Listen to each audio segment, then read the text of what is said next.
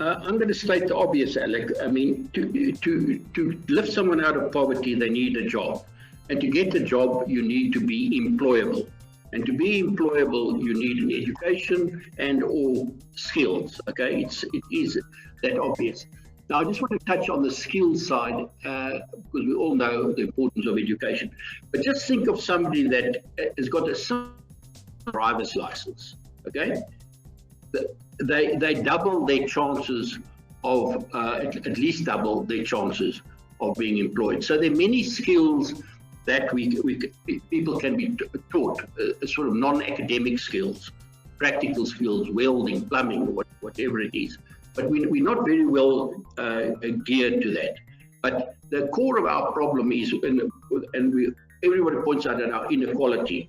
Of course, we'll have the highest inequality in the world if you've got the highest unemployment in the world. It's per definition. You will end up there. So it's about being employable, and for that, as I say, you need skills and or education.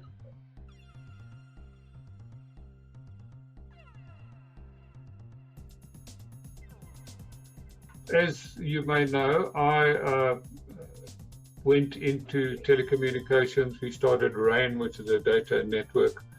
And I must say, it's opened my eyes to a totally different industry. It's a massive industry. And I just think that things in the technical field is probably the strongest at the moment.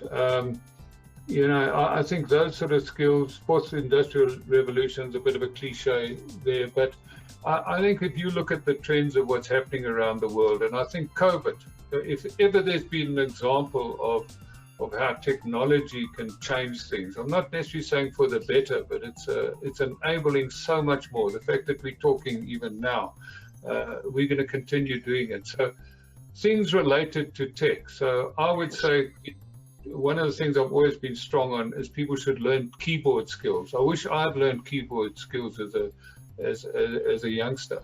And really get to know the tech, because it's not so much being in the tech business, but to use tech to enable your business. And I think a lot of businesses are going to be using tech to become better, and if they don't, they may go by the wayside in the new environment. Okay. In other words, I say go into an industry which interests you, which you maybe got skills for, which you love. Okay, you can just maybe try and figure out if it's not a total dead end.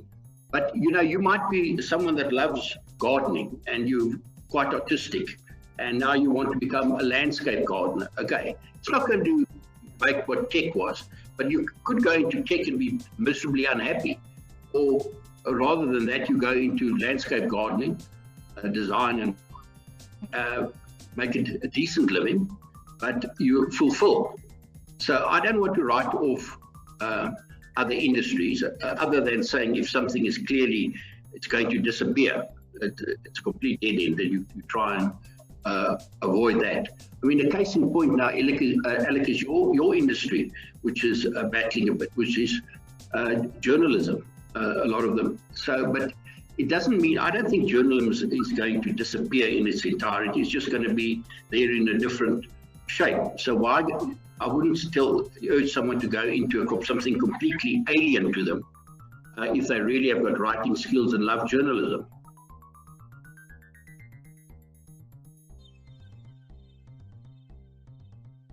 When you appoint people, or people have often asked me and said, now tell me, how do you judge, or how do you find a good manager, and how do you actually, and I've always said, you look at the people that person surrounds him or her with. If they're good, he or she is good.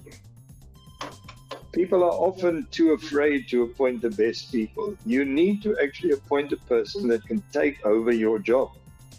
Maybe not immediately, but later, even immediately, because that will also spur you to deliver a better performance.